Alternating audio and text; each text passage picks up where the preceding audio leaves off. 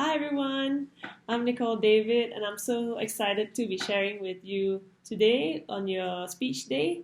I was asked to just share a little bit about my story, and I thought, well, let's give it a go.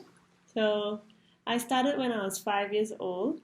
I was born in Penang, and I'm the youngest of three girls, and my dad is a civil engineer, but he's also a sportsman himself. So I got a little bit about of his age as a sports person. And my mom, she's a school teacher, and she taught English in a Chinese boys' school.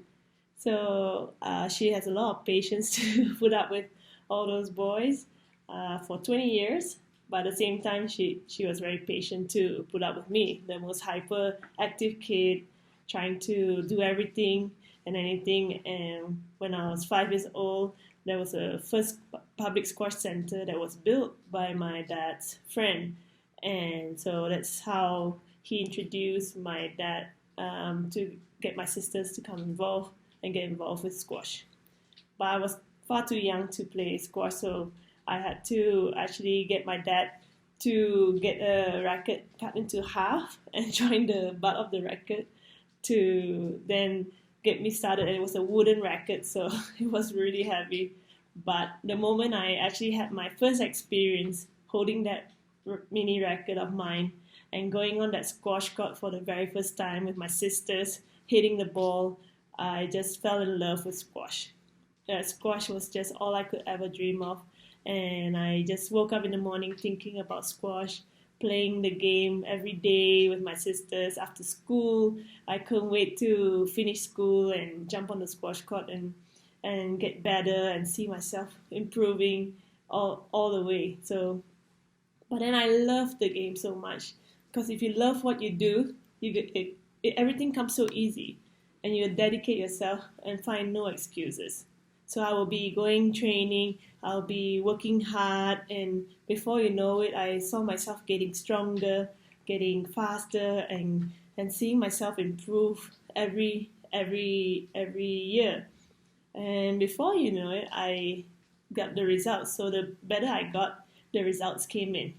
I started winning international tournaments, local tournaments, and the biggest international tournament that I won was the Asian Championship title, and it's for the seniors when I was 14 years old.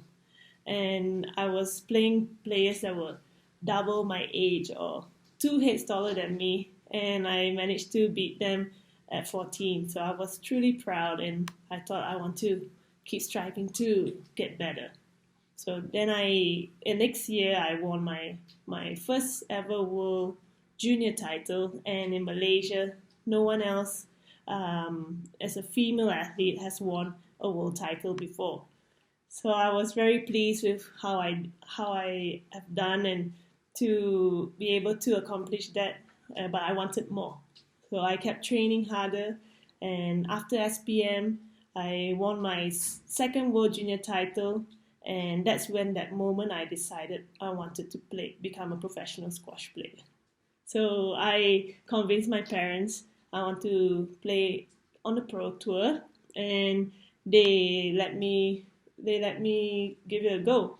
So I went and did really well the first year, and the second year I told my parents, okay, I want to be the best, and to be the best, I have to move out of Malaysia and train with the best. And my coach, Liz Irving, was in Amsterdam, so I told my parents that I want to move to Amsterdam to fulfill my dreams and goals and to be world number one and world champion one day. And they were hesitant, obviously, but they gave me their blessings and they let me go. So I was so thrilled to be in Amsterdam and to actually be training with the best squash coach in the women's tour. But at the same time, I was put into my place very quickly. She asked me what did I really want for my squash, and I told her I want to be world number one and I want to be world champion. Oh, to do that, it really takes 7 years to get there. So I was thinking, oh wow, I don't know whether I can do this. Thinking, did I make the right decision to come here? But really, it was the best decision I made. She made it so clear that to do that, I had to really follow a plan and stick to it and work really hard to get where I wanted to go. I had to improve my technical aspect, the tactics, my movement, my strength, my mental toughness. All these things I had to improve because I still had to match up with the top girls. So that was very, very important to me to follow what she told me, because she said you have to set small goals to reach the bigger goal. So all these areas were my small goals. Like I have to improve my technique to from zero to start building again. And it was very tough. I was running so fast in my movement and I wasn't efficient enough. So that one goal is to make sure I work on my movement efficiently, so I move fast, but I don't have to work 3 times as hard. And also I had my tactics where I needed to improve on my attacking game and also know how to have 3 plans, plan A, plan B, plan C, to apply when I play the top level of squash. So all these things had to be put into small goals so that I can accomplish these goals to get to the bigger goal. So I worked really hard. I did not miss one day of training, and I committed myself to every day and to the plan that she set for me.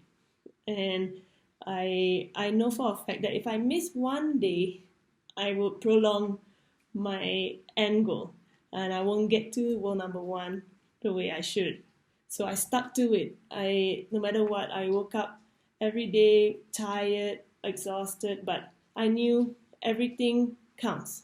And even there were some moments where I didn't feel so good in tournaments, but I saw myself improving each time with all those goals. And the more I got all this progression, then I started getting better as well. And I managed to reach my goal, which is to be and I got to world number one when I was 22 years old in 2006, and I won my first World Open title at 2005, and I was so happy to achieve all of that. So I know for a fact that everything I did was truly part of the way to go. And at the same time, I had a lot of competition around me to continue to keep pushing me to improve, to get better, because being world number one is one thing. To stay there is a whole different ballgame. So I had to learn very quickly that I had to work even harder to be world number one. I had to train so meticulously in the small details to improve myself, because those are where I don't want my opponents to come and attack me in those weak areas that I have. So I'm constantly looking for improvement. So all these areas have made me the person that I am today, and also the squash player that I was running for at world number one for 9 years, and the achievements that I've achieved, having 8 world titles and numerous wins, that really it doesn't quite kick in at the time, but I was so focused on my goals. I was so focused on the process, and I was so focused on the fact that if I improve every small area, I will get better. And that was my aim every single time. So at the end of the day, my squash was just a true testament to my life and the learnings that I have brought in to what I do in anything. All of you can apply all these small things that I've learned throughout my squash career, and I want to just share with all of you that the 3 things that really I want to point out is to just love what you do, because if you have a passion and in your gut you feel it's right, just go for it. Give yourself a chance to try and don't stop yourself from doing what you truly love. The second thing is to trust the process. I worked with my coach, and she really put it very clear, a plan and a process to take, and I stuck to it right through the very end. And also the third thing is to know that competition is actually a good thing. I learned from my opponents. I learned that they are gonna, and don't feel like you're fearful of what they are gonna put in front of you. Just embrace it. Competition is everywhere, and don't take it as a negative thing, but a positive thing to improve yourself. And that's what squash has really taught me. And I hope my little sharing here today can also help you in some ways in your own daily lives. So thank you very much for this time. Have a great year ahead. Keep safe, and hope to see you all soon personally. All right, bye.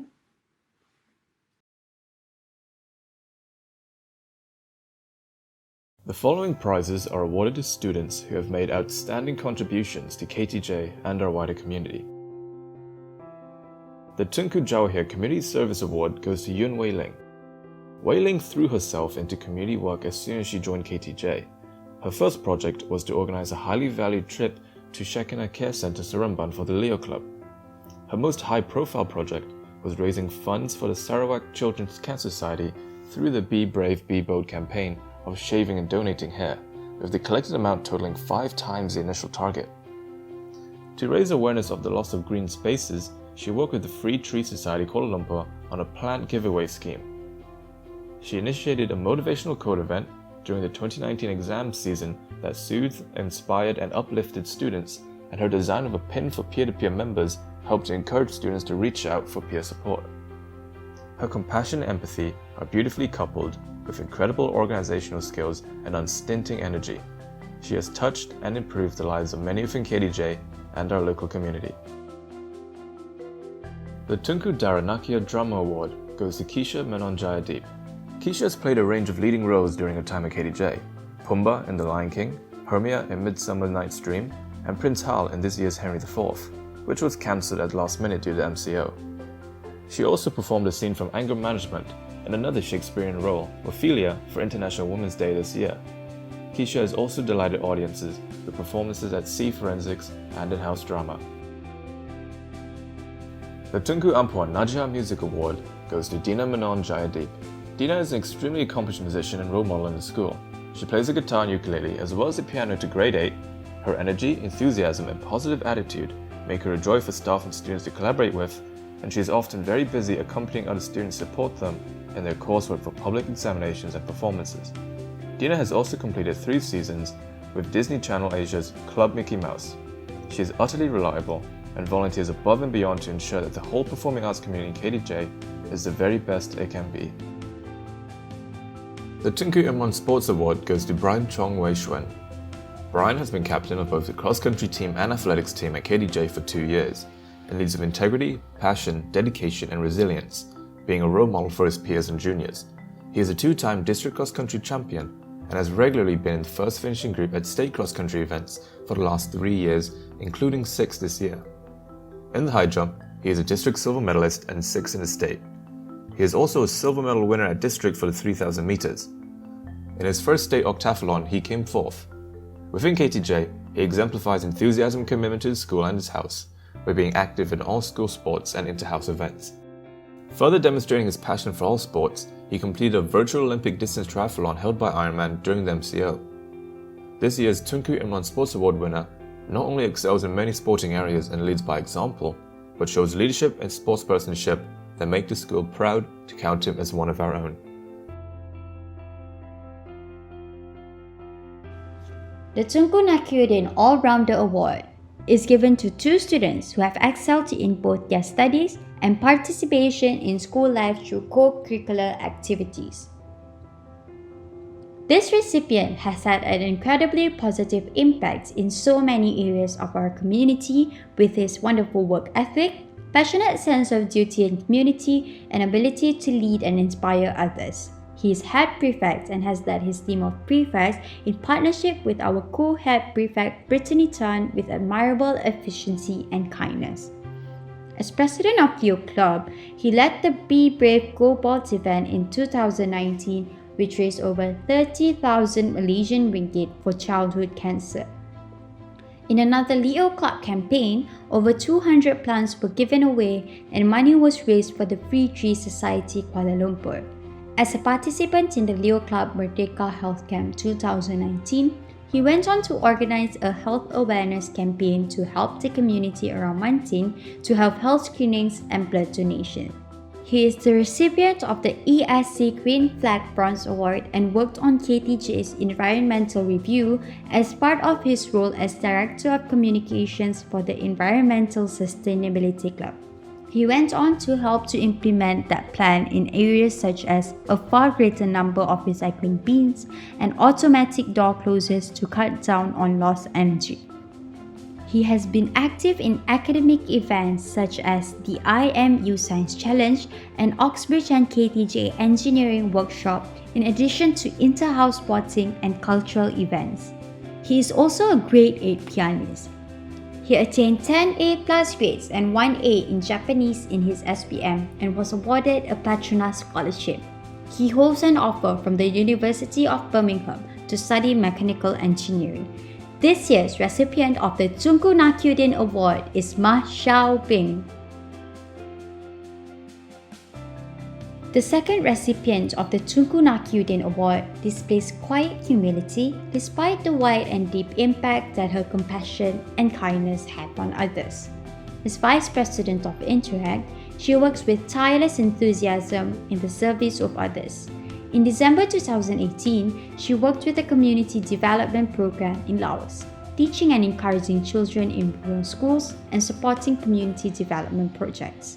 Over the past 12 months, she has led a campaign to empower single mothers and victims of domestic violence, and she has raised money to support efforts to eradicate polio in Malaysia. Her experience of working with people whose lives are constrained by illness, disability, poverty, violence and exclusion is partly what motivates her to continue her studies in the biomedical field. She is a successful competitive wall climber, winning 3rd place at the Camp 5 Inter-School Top Rope competition. Closer to home in KTJ, she has been a long-standing Maths Club tutor, where her patience and skills have helped many students.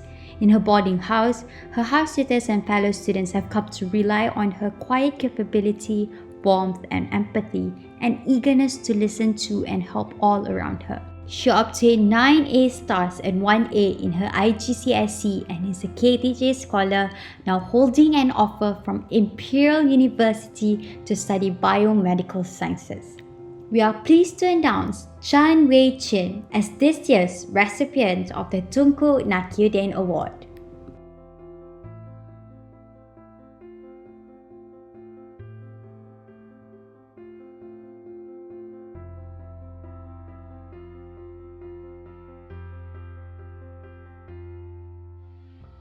Well, there you have it.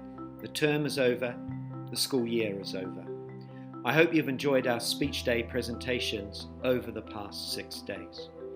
My congratulations to all prize and award winners. Thank you to young Amat Mulia Tunku Naquiyuddin for his speech, which so clearly set out the vision for KTJ moving forward.